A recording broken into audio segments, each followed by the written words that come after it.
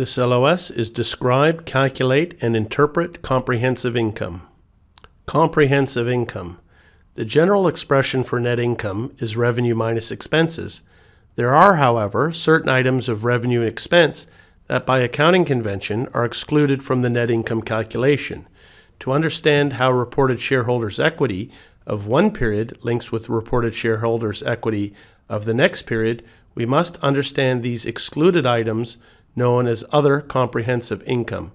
Under IFRS, total comprehensive income is the change in equity during a period resulting from transaction and other events other than those changes resulting from transactions with owners in their capacity as owners.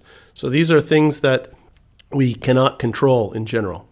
Under US GAAP, comprehensive income is defined as the change in equity, net assets, of a business enterprise during a period from transactions and other events and circumstances from non-owner sources. It includes all changes in equity during a period except those resulting from investments by owners and distributions to owners. While the wording differs, comprehensive income includes the same items under IFRS and US GAAP. So comprehensive income includes both net income and other revenue and expense items that are excluded from the net income calculation, which is other comprehensive income. Other comprehensive income. 4 types of items are treated as other comprehensive income under both IFRS and US GAAP. The specific treatment of some of these items differs between the two set of standards, but these types of items are common to both. Number 1 is the foreign currency translation adjustments. In consolidating the financial statements of foreign subsidiaries, the effects of translating the subsidiaries' balance sheet assets and liabilities at current exchange rates are included as other comprehensive income. We study this a lot more in CFA Level 2. And basically what's that saying is that if I'm consolidating some subsidiaries that are in another country and their currency has appreciated, well, in that case, my net assets might have gone up. If A has gone up, E has gone up, it doesn't go through my income statement as a gain on foreign currency. It goes through other comprehensive income, and that's how it gets posted to the equity. The second item is unrealized gains or losses on derivative contracts accounted for as hedges. Changes in the fair value of derivatives are recorded each period, but these changes in value for certain derivatives, those considered hedges, are treated as other comprehensive income and thus bypass the income statement.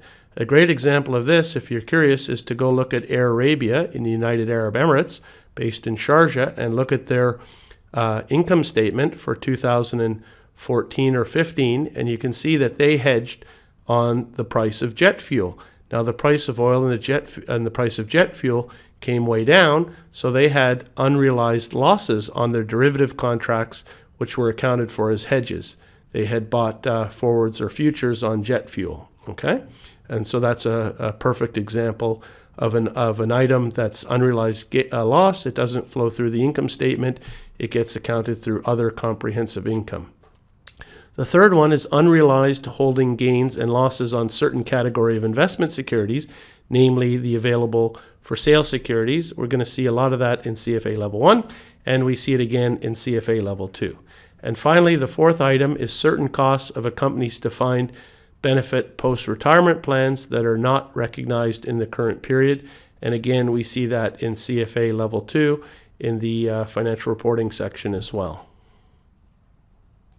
So a practice question to finish this LOS. Assume a company's beginning shareholders' equity is 200 million euros.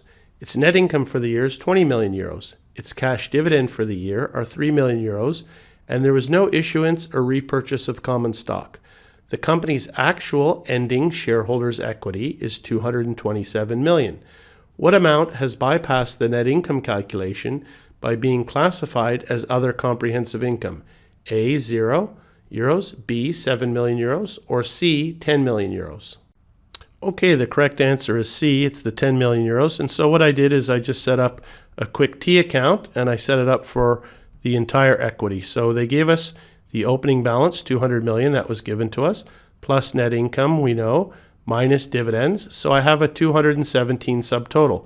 220 million minus 3 equals 217, but they gave us the ending balance was 227, so therefore we're just solving for x.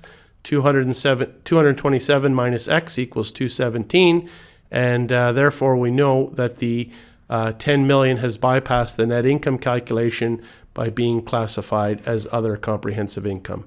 And that's the last slide for this LOS. Thank you.